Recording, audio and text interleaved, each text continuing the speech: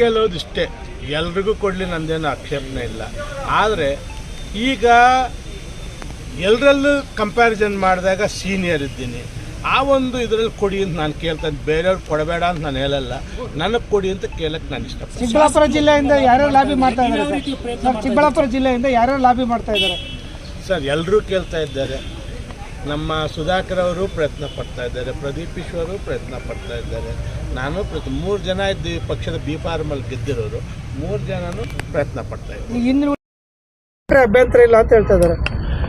ನಾನು ಅವ್ರ ಹತ್ರ ರಿಕ್ವೆಸ್ಟ್ ಮಾಡಿದ್ದೀನಿ, ಸುಧಾಕರ್ ಹತ್ರ ನೀನು 3 ವರ್ಷ ಇದ್ದೀಯಪ್ಪ ಡಿಸ್ಟ್ರಿಕ್ಟ್ ಮಿನಿಸ್ಟರ್ ಆಗಿ ಸಚಿವನಾಗಿ, ಒಂದು ಅವಕಾಶ ಕೊಡು ಅಂತ ಅವ್ರ ಹತ್ರ ರಿಕ್ವೆಸ್ಟ್ ಆಗಿದ್ದೀನಿ.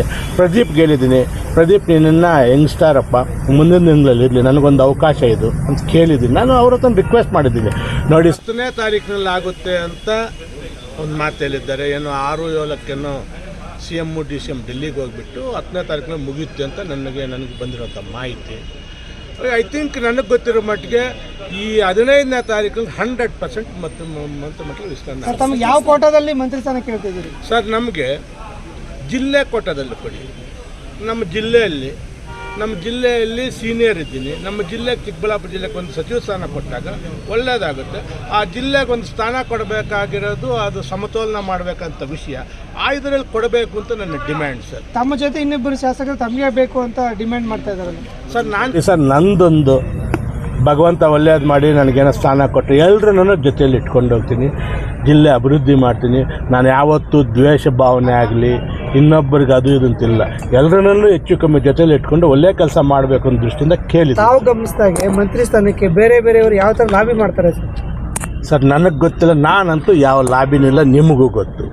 ನಾನು CM ಮುಖ್ಯಮಂತ್ರಿಗಳಿಗೆ, ಪಕ್ಷದ ಅಧ್ಯಕ್ಷರಿಗೆ, ಡೆಲ್ಲಿ ವೇಣುಗೋಪಾಲ್ ಅವ್ರಿಗೆ, ನಮ್ಮ ಸಿದ್ದರಾಮಯ್ಯನವರಿಗೆ 5 ಜನರಿಗೆ ನನಗೆ ಈ ಸಲ ಅವಕಾಶ ಕೊಡಲೇಬೇಕು, ನನ್ನ ಧರ್ಮವಾಗಿ ಕೊಡಬೇಕು, ಅದು ಧರ್ಮವಾಗಿ ಕೊಡಿ ಅಂತ ಕೇಳಿದ್ದೀನಿ ಸರ್.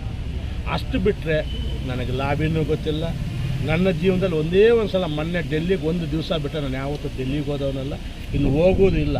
ಕೇಳಿದ್ದೀನಿ, ಭಗವಂತನ ದಯದಿಂದ ಅವರ ಆಶೀರ್ವಾದ ಆಗುತ್ತೆ ಅಂತ ನಂಬಿಕೆ ನನಗಿದೆ. ಜಿಲ್ಲೆಯಲ್ಲಿ ಕೈ ಶಾಸಕರ ಮೇಲೆ ಜಿಲ್ಲೆಯಲ್ಲೂ ಕೂಡ ಅಕ್ರಮ ಗಣಿಗಾರಿಕೆ ನಾನು ಏನು ಹೇಳ್ತೀರಾ? ಮಾನ್ಯ ಮುಖ್ಯಮಂತ್ರಿಗಳೇ ನನ್ನ ಮಾತನ್ನು ತಿಳಿಸಿದ್ದೀನಿ ಸರ್. ತಾವು 3 ಬಾರಿ ಶಾಸಕರಾಗಿದ್ರಿ, ತಾವು ಮಂತ್ರಿಗಳಾಗಬೇಕು ಅಂತ ಚಿಕ್ಕಬಳ್ಳಾಪುರ ಜಿಲ್ಲೆ ಕೇಳ್ತಾ ಇದ್ದಾರೆ. ನೀವು ಮಂತ್ರಿ ಯಾವಾಗ ಆಗ್ತೀರಿ ಸರ್? ಸರ್, ಈಗ ನಾನು ಮನವಿ ಮಾಡಿದ್ದೀನಿ ನಮ್ಮ ಮುಖ್ಯಮಂತ್ರಿಗಳಿಗೆ, ನಮ್ಮ ಹೈಕಮಾಂಡ್ಗೆ. 3 ಸಲ ಸತತವಾಗಿ ಬಾಗೇಪಲ್ಲಿ ಕ್ಷೇತ್ರದಿಂದ ಗೆದ್ದು ಇದುವರೆಗೂ ಪಕ್ಷದಿಂದ ಇರ್ಬೋದು, ಸರ್ಕಾರದಿಂದ ಇರ್ಬೋದು, ಯಾವುದೇ ಒಂದು ಅಧಿಕಾರವನ್ನು ನಾನು ತಗೊಂಡು ನಿಗಮ ಕೊಟ್ಟರು ಬೇರೆಯವ್ರು ಕೊಡಿ, ಇನ್ನೂ ದುಡ್ದವ್ರಿಗೆ ಅಂತ ಹೇಳಿದ್ದೀನಿ. ಯಾವುದೇ ವಿಚಾರದಲ್ಲೂ ನಾನಂತೂ ಯಾವುದೇ ಅವಕಾಶ ಪಟ್ಟವನಲ್ಲ. ಈಗ ಚಿಕ್ಕಬಳ್ಳಾಪುರಕ್ಕೊಂದು ಅವಕಾಶ ಒದಗಿ ಬಂದಿದೆ, ಕೊಟ್ಟರೆ ಖಂಡಿತವಾಗ್ಲೂ ಆ ಜಿಲ್ಲೆಗೆ ಒಳ್ಳೆಯ ಕೆಲಸ ಮಾಡೋಕ್ಕೊಂದು ಅನುಕೂಲ ಆಗುತ್ತೆ. ನನ್ನ ಕ್ಷೇತ್ರದಲ್ಲೂ ಅದು ಇಡೀ ಜಿಲ್ಲೆಯಲ್ಲಿ ಯಾವುದಾದ್ರೂ ಕ್ಷೇತ್ರ ಒಬ್ಬ ಸಚಿವನಾಗದಿರೋ ಕ್ಷೇತ್ರ ಇದೆ ಅಂದರೆ ನಮ್ಮ ಡಿಸ್ಟಿಕ್ಕಲ್ಲಿ ಅದು ಬಾಗೇಪಲ್ಲಿ ಕ್ಷೇತ್ರ. ಸ್ವಲ್ಪ ಅದನ್ನು ಕೊಟ್ಟಾಗ ನನ್ನ ಬಾಗೇಪಲ್ಲಿ ಕ್ಷೇತ್ರ ಏನು ಹಿಂದುಳಿದಿದೆ ಸ್ವಲ್ಪ ಡೆವಲಪ್ಮೆಂಟ್ ಮಾಡಿಕೊಡ್ಬೋದು ಅನ್ನೋ ದೃಷ್ಟಿಯಿಂದ ನಾನು ಖಂಡಿತವಾಗ್ಲೂ ಕೊಡಲೇಬೇಕು ಅಂತ ಡೆಲ್ಲಿಯಲ್ಲೂ ಮೊನ್ನೆ ಮುಗಿಸ್ಬಿಟ್ಟು ಬಂದಿದ್ದೀನಿ.